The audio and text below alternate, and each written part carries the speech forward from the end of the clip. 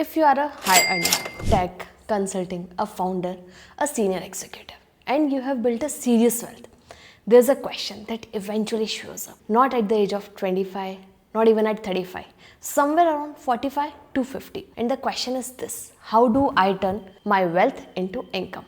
Because building wealth and living off it are two completely different sports: accumulation and distribution.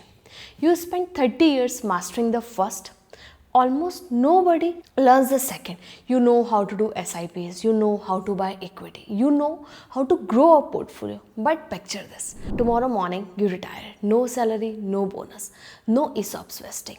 Where does the monthly income actually come from? That's the real question. And that's exactly where REITs and InvITs enter the conversation. Not as wealth builder, not as cash flow tools. If you are in a high tax bracket, there is something you need to understand before you choose those attractive yields, because the yields you see and the income you keep are often two different things. Most people approach this completely backwards. They ask, is a REIT a good investment? Wrong question. A REIT is not competing against equity. It's not competing against your index fund. A REIT competes against the other assets that sit in your income bucket. Debt, bonds, fixed income. That's the real comparison. And the moment you see it that way, the entire discussion changes. Retirement is not mainly a return problem, it's a cash flow problem. Say you have built 10 crore rupees. Most people think you have won. Not quite.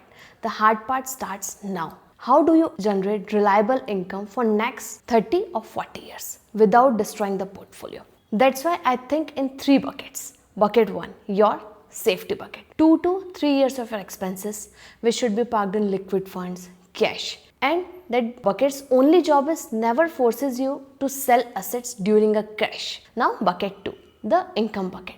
Assets designed to generate cash flow, something like debt, REITs and InvITs. Bucket 3, the growth bucket. Long-term equity, the engine that beats inflation. Here's the point people miss. Your retirement portfolio does not need every rupee to generate income. Some of it should be growing, and that growth become income later. Most retirement plans fail because people mix these three buckets. They put spending money into growth assets or chase yield without understanding risk. So where do REIT and InvIT belong? Bucket 2. Not the safety bucket, not the growth bucket. And this matters because people hear regular distribution and mentally file this next to fixed deposit. They are not fixed deposit. The cash flow maybe feel bond-like. The price behavior absolutely is not. These are listed securities. They move every day. Interest rates move, price move. Sentiment changes, price moves. Economic condition changes, prices move.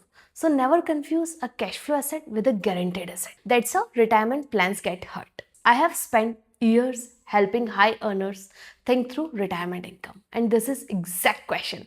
How do I actually draw an income? Comes up again and again. So let's keep going on. Now the mistake I see most often, the yield trap. Quick definition first. Yield just means for every 100 rupees you invest, how many rupees a year it pays you back. So 6% pays you 6 rupees per 100 every year. Now you start comparing one asset yield 6.5%, another yield almost 9. And your brain says 9 is bigger, decision made. But retirement investing doesn't work in that way, because a distribution is not one thing. It comes to you in 3 forms and each one is taxed completely differently. Let me take them one by one. First, dividend. In many cases, this can land in your hands tax-free. For someone in the highest bracket, that is gold. One thing to check: if the REIT underlying companies are on a special low tax regime, the dividend become taxable at your slab instead. So often tax-free, but not always. Second is the interest. That is the painful one. Interest is taxed at your full slab rate. For high earner, that's around 39%. So nearly 40 paise of every rupee of interest. Third, return of capital. This one is not taxed when you receive it. Sounds great, correct? But here's the catch. It is not really income. It's your own capital being handed back. It is not taxed now, but it lowers your cost. So the tax simply moves to the day you sell as capital gains. So 3 components. one usually tax-free, one taxed at nearly 40% your slab rate, and one that is not even income. Now see the problem. The mistake most investors make is stopping at the headline yield. Sophisticated investors go one step deeper. They ask, how much of this actually reaches my bank account after tax? And how much of it is genuine income versus my own capital being returned to me? Because a 9% yield that's mostly interest can sometimes end up looking surprisingly similar to your 6.5% tax-free dividend in retirement. What matters is not the yield advertised, it's the income you keep. The yield is the headline, the breakup is the story. Now, one fair point. Not all cash flows are created equal. Some infrastructure assets generate income for very long periods. Others have a finite life. Road concession, for example, eventually expires, which means part of that looks like high yield may simply be your own capital coming back to you over time. So a long life asset and a finite life one can show the very same yield and mean completely different picture. So here is how sophisticated investor actually evaluate this. They don't start with what's the yield. They ask in order. First, what's my after tax cash flow? Second, how much of that is a genuine income? And how much is simply my own capital coming back? Third, what risk I am taking to earn it? And only then, fourth, what's the yield? Yield is the last question, not the first. And once you see the world this way, a new question appears. Why I am taking the extra risk at all? Because retirement is not about maximizing yield, it's about maximizing the reliability. Those are not the same thing in retirement. In retirement, predictable income beats unpredictable income, especially when there's no salary coming tomorrow. So if I were building a retirement income portfolio, I would never ask, should I own only REITs or should I own only InvITs? Wrong framework. I had asked, what combination creates most resilient income stream? A safety bucket, an income bucket, and a growth bucket.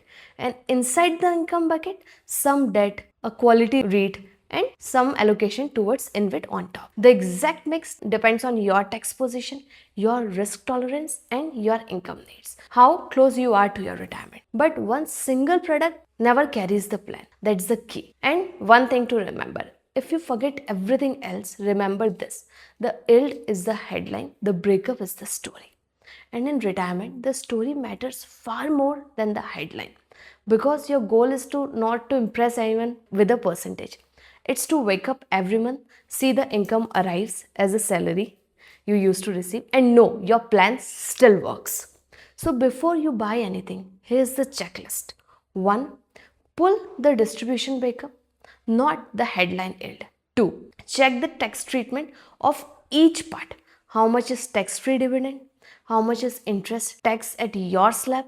And how much is just capital coming back? 3. Understand where the cash is coming from. 4. Look at leverage. And 5th, look at the asset quality, long life assets or fixed life ones like road concession. And 6th, size the allocation based on your own plan, not somebody else's plan. There is no universal percentage. So where does this leave us? REITs and InvITs can absolutely belong in a retirement plan, but in the income bucket, never in the safety bucket, and never in your next year's money, and never as the entire strategy. Don't chase the biggest yield. Don't chase the biggest distribution. Chase the most dependable plan, because the real goal is not the highest yield. It's waking up every month, seeing the income land, and knowing you are financially free. And that's a very different goal. The highest form of wealth is the ability to wake up every morning and say, I can do whatever I want to do today. That's what we really try to build.